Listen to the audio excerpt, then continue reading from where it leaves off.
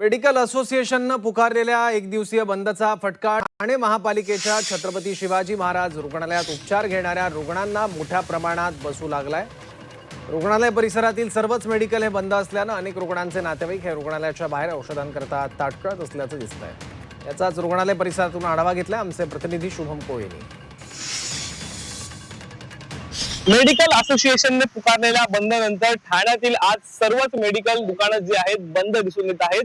सध्या मी आहे ठाणे महानगरपालिकेच्या छत्रपती शिवाजी महाराज या रुग्णालय परिसरामध्ये आणि या रुग्णालय परिसरामध्ये देखील आपण पाहिलं तर सर्वच जी मेडिकलची दुकानं आहेत ती आज बंद दिसून येत आहेत।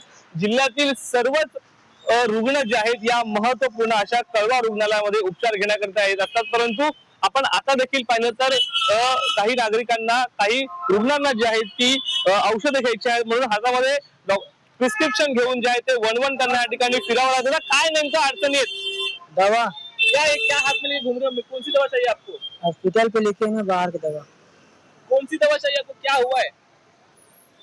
बुखार हुआ। निश्चित पाहिलं तर असे अनेक नागरिक आहेत आज या हॉस्पिटलच्या बाहेर तात्काळ डॉक्टरांची ती चिठ्ठी असते ती घेऊन पाहायला मिळत आहेत। या ठिकाणी आपण पाहिलं तर अनेक असे मेडिकल आहेत ते आता बंद स्वरूपात दिसून येत आहेत। मेडिकल असोसिएशनने पुकारलेल्या या बंदचा फटका मोठ्या प्रमाणामध्ये कळवा रुग्णालयामध्ये उपचार घेत असलेल्या नागरिकांना असेल रुग्णांना जो आहे बसताना पाहायला मिळतो। त्याचमुळे आता येणाऱ्या काळामध्ये जर हा बंद आणखीन वाढला गेला तर मोठा फटका ठाणे महानगरपालिका हद्दीमधील जे कळवा रुग्णालय आहेत त्या रुग्णालय असेल किंवा इतर रुग्णांना जायचं बसण्याची शक्यता नाकारता येत नाही। शुभम कोळी, झी मीडिया, ठाणे। ठाणे मनपा रुग्णालयातील रुग्णांना फटका बसतोय। आज केमिस्ट अँड ड्रगिस्ट असोसिएशननं संप पुकारलाय। मेडिकल बंद आहेत देशभरातली, याचा फटका रुग्णांना बसताना दिसतोय।